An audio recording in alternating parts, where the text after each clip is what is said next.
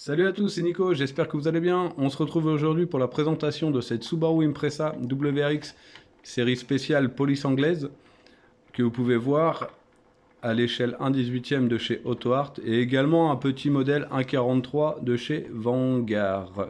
Donc ce sont deux épaves, comme vous pouvez le voir. Donc la 1,18 va servir de donneuse pour un projet custom de ma GT en fait que je vais refaire à l'échelle 1/18e.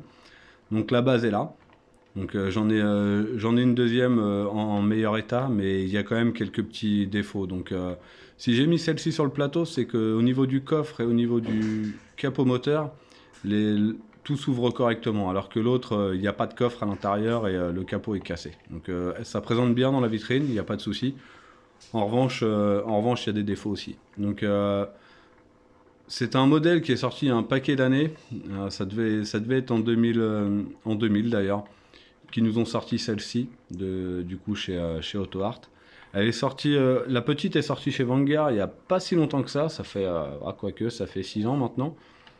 Et elle est sortie également chez Trofeu. Donc je vous conseille fortement Trofeu pour la qualité. Elle est, même si celle-ci présente très bien à la base, les jantes ne sont pas super bien dimensionnées pardon, et les phares sont pas super non plus. Bon, c'était là pour le coup, si elle est posée là, c'est pour l'effet déco en disant bah tiens, la petite est épave, la grosse est épave. Donc je vous présente le moteur et le coffre et ensuite on fera le tour, je changerai de voiture. Vous en faites pas, elle est juste à côté. Hop, j'étends le plateau. Alors pour info, c'est Florian qui m'a demandé en commentaire de présenter une Subaru de police. Donc j'ai mis celle-ci en l'occurrence. Et je présenterai la WRX STI 8 la semaine prochaine. Donc on va commencer par le coffre. Pourtant, vous voyez, c'est du coffre standard. Hop, avec la petite feutrine qui va bien. Donc le capot, une fois levé, bah, vous voyez, on a un bon EJ20 dedans. Donc classique, ça reste du standard. C'est quand même très très bien détaillé, mine de rien, pour l'époque. Donc hop, on n'a pas peur de la manier. Donc vous voyez, échangeur, bobine d'allumage, on a tout est présent. C'est vraiment très très bien fini, avec la petite barre carbone. C'est très très bon. Hop, donc pour info, vous voyez, celle-ci, on a une sellerie rouge et noire, donc de STI. Et on a également les plaques qui ne sont pas bonnes. Vous voyez, là on est sur du plaque, hop, le focus, tac. On est sur des plaques STI version, comme c'est écrit d'ailleurs. Hop.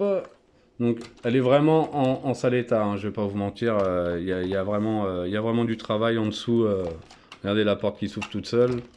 En dessous il manque comment ça s'appelle, un protège carter qui est censé être là. Vous voyez, on voit les petits picots ici et ici.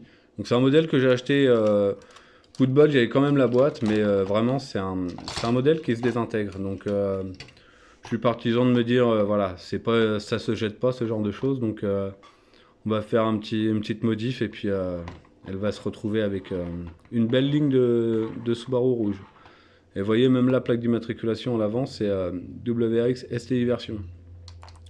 Mais par contre, j'ai toutes les pièces, c'est ça qui est bien, elle est vraiment complète, hormis la luge. Donc pour info, ce sera un... J'ai pas de date butoir, j'attends de voir avec Jérôme pour la fabrication de mon pare-choc avant et de mon aileron de STI version 6 pour pouvoir me lancer. Donc une fois que j'aurai tout ça, je commencerai le démontage, le décapage de toute la peinture et la mise en peinture, le remontage. Enfin, c'est vraiment un petit truc sympa à faire et vite fait.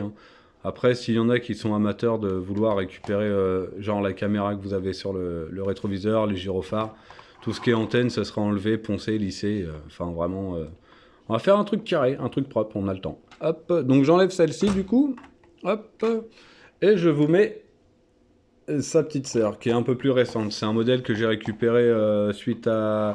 j'ai un ami, Ghislain, qui a revendu toute sa collection et du coup, j'ai récupéré sa collection et j'ai gardé celle-ci. C'est un des rares modèles que j'ai gardé de sa collection.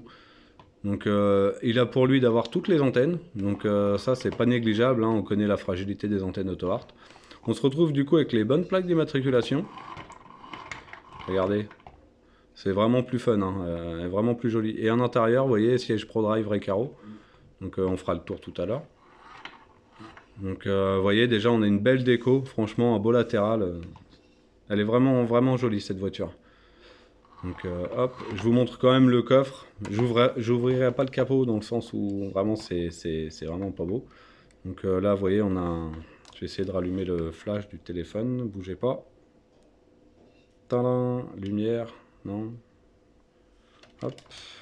Donc ne bougez pas. On va quand même essayer de lui caler un peu de lumière dans le coffre. Hop. Qu'est-ce que ça raconte là? Ouais. Vous voyez, donc on a vraiment directement le bac à roue de secours. Dedans, on n'a pas la moumoute. Bah, c'est vide, c'est une coquille vide. Mais bon, vous voyez, dans la vitrine, ça le fait bien. Ça se passe bien. Oh bah tiens. Aïe. Aïe, aïe, aïe. Doucement. Voilà, parfait. Hop, donc bah, il y a peut-être remarqué une petite antenne là qui est cassée. Parce que quand je vois la longueur de celle-là. Alors, donc il s'agit bien d'un modèle auto-art. Hein. On est sur les anciennes versions sans les montants de porte.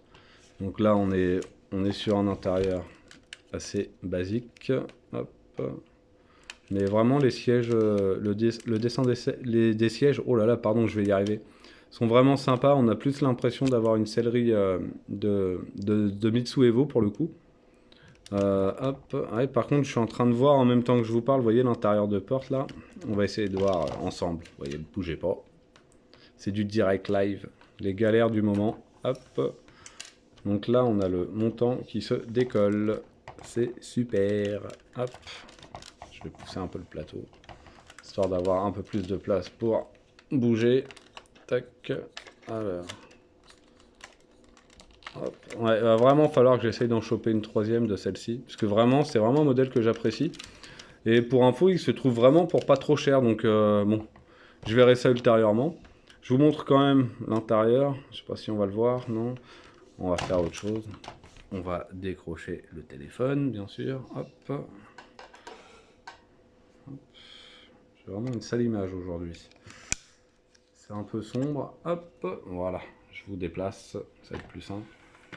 J'ai du spot, hein, vraiment. Vous voyez, j'en ai un comme ça là et un comme ça ici.